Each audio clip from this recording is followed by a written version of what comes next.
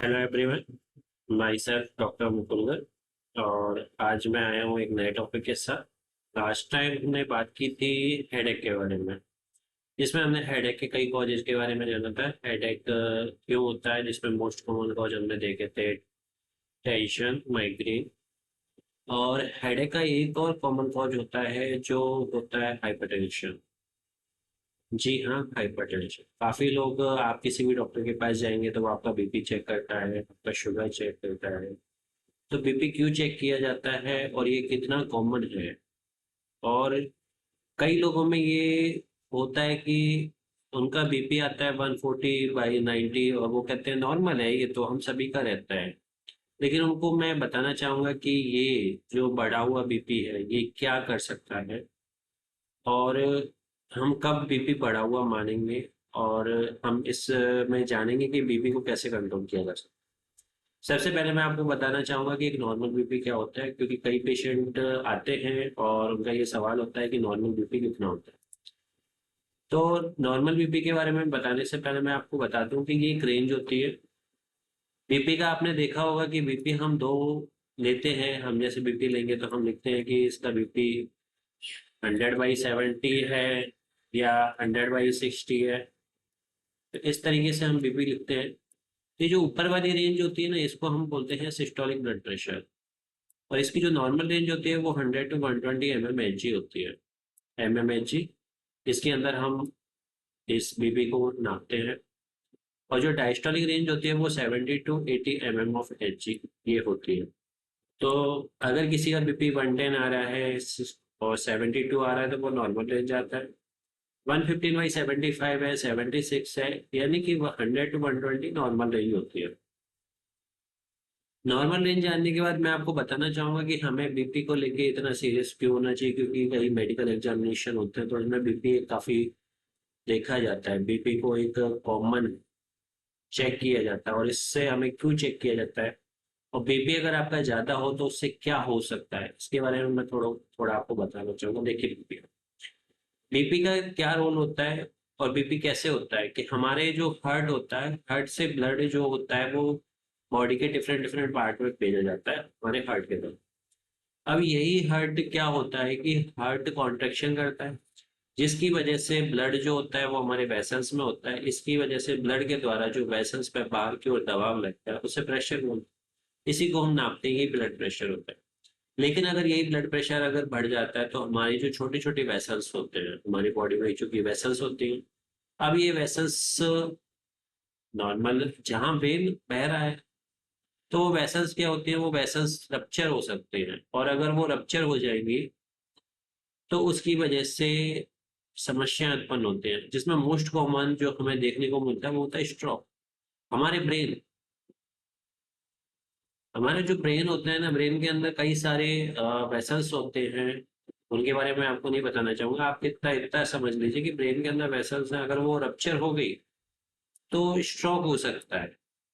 और ये एक खतरनाक होता है। हमारे हॉस्पिटल में हम कई ऐसे केसेस देखते हैं जिनका बीपी एकदम अचानक से बढ़ जाता है और उनको पैरालिसिस हो जाता है। स्ट्रोक का मतलब है पैरालिसिस, बॉडी का एक पार्ट काम करना बंद कर देता है। तो ये एक कॉमन कॉज हमें देखने को मिलता है। इसके अलावा आपने कई बार सुना होगा हार्ट अटैक आता है। हार्ट अटैक आजकल काफी कॉमन हो गया है। तो हाई बीपी एक इसका कॉज होता है। हाई बीपी की वजह से हार्ट अटैक आता है लोगों को। हार्ट अटैक क्या होता है? हार्ट अटैक चेस्ट में पेन होने लग गया, स्वेटिंग हो रही है, पसीने आ रहे हैं बंदे को, और पेन भी बहुत खतरनाक होता है, जैसे अभी तक आज तक कभी हुआ नहीं है। ऐसे कोई घूंसे मार रहा है छाती पे, इस तरीके का दर्द होता है।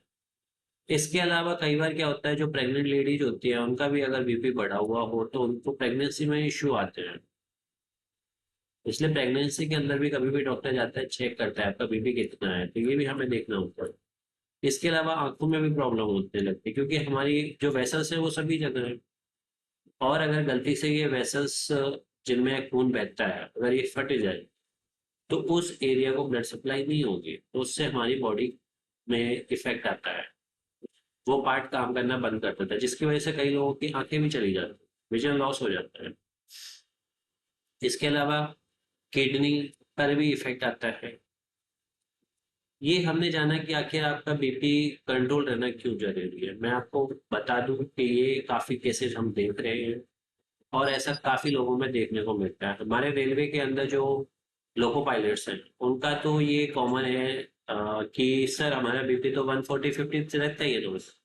मैं उनको ये सलाह देना चाहूंगा कि बीपी 140-50 हाई रेंज है। किसी दिन अगर ये अचानक से बीपी बढ़ गया तो आपको पैरालिसिस हो सकता है, आपको हार्ट अटैक आ सकता है। तो कृपया करके अपने बीपी को लेके आप थोड़ा सजग हो और अपना बीपी कंट्रोल में लें। बीपी कितना कंट्रोल होना चाहिए, कितना हमारा रहना चाहिए, हम उसको कैसे कर सकते हैं, ये हम आगे बात करें।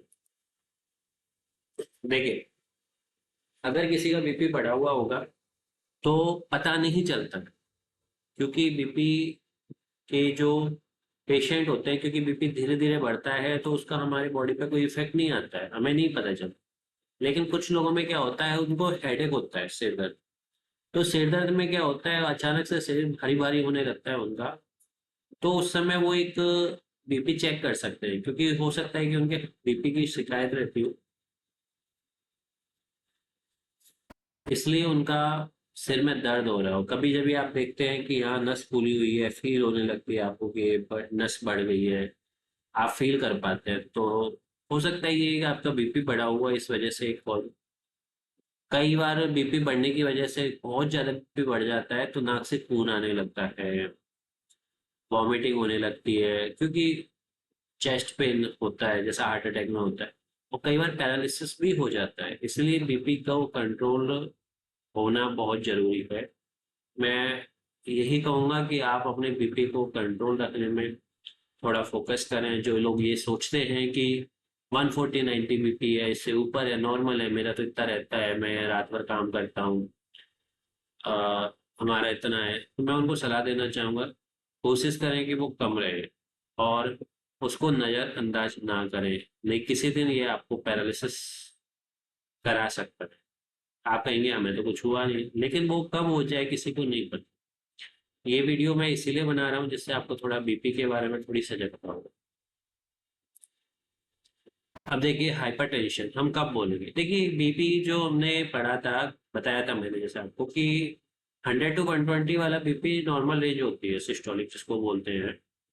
तो सिस्टोलिक ब्लड प्रेशर के अंदर 100-120 नॉर्मल है, लेकिन अगर वो 120-129 होता है तो इसको हम एलिवेटेड बोलते हैं, एलिवेटेड बीपी। मतलब आपका बीपी बढ़ना स्टार्ट हो गया है और आपको इसमें डाइट कंट्रोल के द्वारा, एक्सरसाइज करके आप इसको कम कर सकते हैं और आपको कोई खतरे वाली बात नहीं है। लेकिन कई बार ये स्टेज 1 में पहुंच जाता है जिसमें आपका बीपी ऊपर वाला 130-139 के बीच आ रहा हो और 80-89 हो। इससे क्या होगा कि आप बीपी को आपको कंट्रोल करने के लिए आपको ज़्यादा फोकस करना चाहिए। आपको डाइट कंट्रोल करना चाहिए, आपको एक्सरसाइज करना चाहिए। और अगर इन सारी चीज़ों से नहीं हो रहा है कंट्रोल, तो हो सकता है आपको मेडिकेशंस भी लेना, तो आपको मेडिसिन पर भी जाना पड़ सकता है।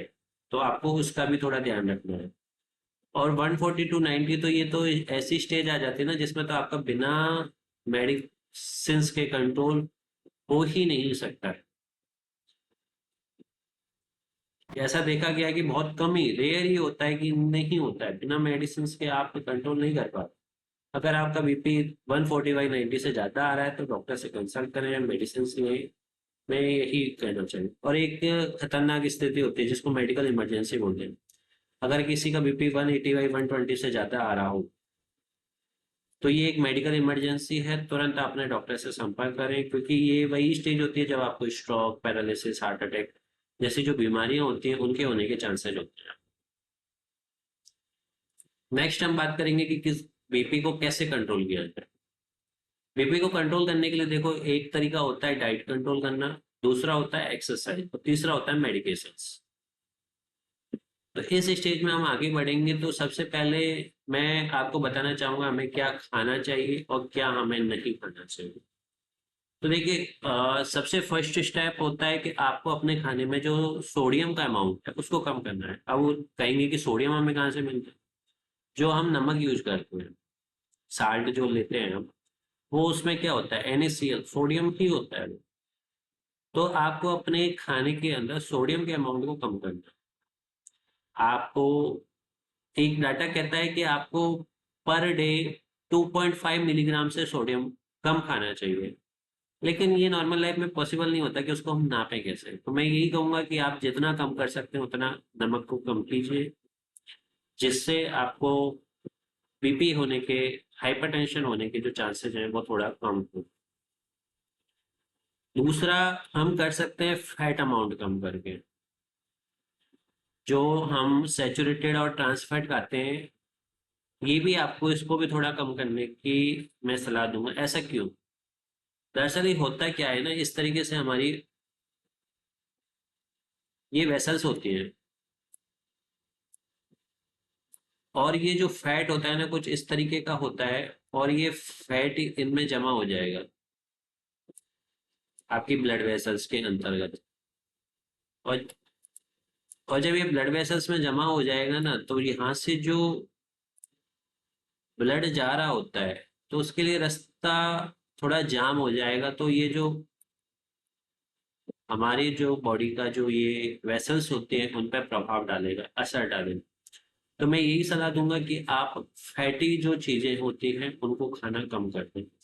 बाहर जो हम ये खाते हैं, उबला हुआ खाना, फ्राइड प्रोसेस फूड जो हम खाते हैं, तो ये क्या है, इसके अंदर जो फैट का अमाउंट होता है वो बहुत ज्यादा होता है। और ये फैट भी ऐसा नहीं होता है, फैट अगर अनसैचुरेटेड होता है तो वो हमारे लिए फायदेमंद होता है।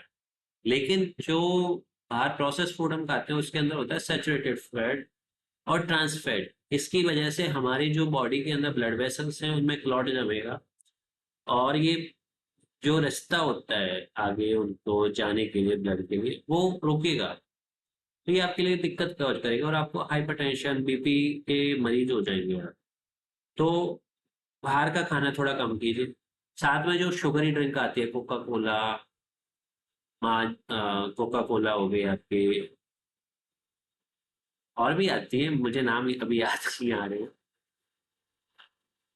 तो ये जो कोका कोला जैसी जो ड्रिंकें होती हैं, माउंटेन ड्यू, तो ये थोड़ी क्या होती है, इनमें शुगर का अमाउंट बहुत ज्यादा होता है, और ये शुगर क्या करता है आपकी बॉडी के अंदर आगे जाके फैट में कन्वर्ट होता है, और फैट में अगर कन्वर्ट होगा तो ब्लड वेसल्स को क्लॉट कर देगा, जिसकी वजह से आपके जो बॉडी के जो इम्पोर्टेंट पार्ट्स होते हैं, ऑर्गन्स होते हैं, वहां तक ब्लड सप्लाई कम हो जाएगी। और अगर ब्लड सप्लाई कम हो जाएगी तो वो जो ऑर्गन है वो अच्छे से काम नहीं कर पाएंगे, और ये एक रीजन होता है जिसकी वजह से हार्ट अटैक, स्ट्रोक, पैरालिसिस जैसी समस्याएं होती हैं। तो वो शुगर ही ड्रिंक आपको कम करना चाहिए।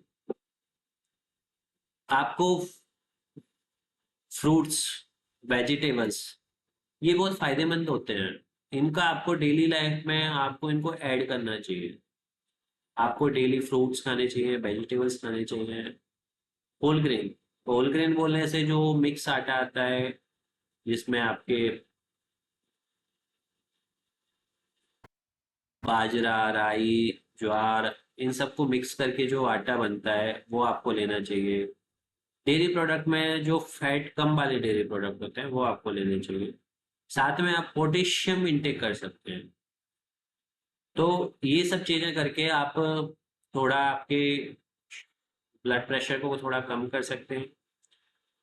एट द लास्ट में आपको यही सलाह दूंगा कि आप अपने बीपी को साल में, जिनको नहीं है वो साल में 1 से 2 बार चेक कराते रहें बीच बीच में, क्योंकि बीपी का हमें पता नहीं चलता है। अगर आप एकदम सही हैं तो बीपी आपको चेक कराते रहना चाहिए। दूसरा, अगर किसी का बीपी बढ़ा हुआ है तो इसको नज़रअंदाज ना करें। ये कभी हो सकता है आपके लिए जानलेवा साबित हो जाए। अगर आपने कोई मेंटल प्रेशर लिया और आपका बीपी बढ़ गया, और बीपी अगर शूट आउट हुआ, तो हो सकता है आपको पैरालिसिस हो जाए, क्योंकि मैं कई सारे ऐसे केसेस देख रहा हूँ जो मुझे उम्मीद नहीं थी मैं देखूंगा। तो मैं यही सलाह दूंगा कि आप थोड़ा, अगर आपका बीपी बढ़ा हुआ है तो इसको थोड़ा सीरियस लें, और डॉक्टर की सलाह लें, डॉक्टर को दिखाएं, और मेडिकेशंस लें डॉक्टर की सलाह के अकॉर्डिंग, और डाइट कंट्रोल करें जिससे आपका बीपी कंट्रोल हो सके। आज के लिए धन्यवाद। मिलते हैं नेक्स्ट वीडियो में। हाँ, वीडियो को प्लीज़ लाइक और चैनल को सब्सक्राइब जरूर करिएगा, जिससे ये वीडियो आप जैसे और लोगों के लिए, ज़रूरतमंद लोगों तक पहुंच सके। क्योंकि आप सब्सक्राइब करेंगे चैनल को तो ये जो वीडियो है और भी लोगों को दिखेगी जो बीपी के बारे में कुछ भी सर्च कर रहे होंगे। तो मेरी आप लोगों से रिक्वेस्ट है कि आप प्लीज़ चैनल को सब्सक्राइब कीजिए। अगर आपको लगता है कि हमें किसी टॉपिक पे जानकारी चाहिए तो आप उसका कमेंट कर दीजिए, मैं उसके पर वीडियो ज़रूर बनाऊंगा मेडिकल रिलेटेड। धन्यवाद।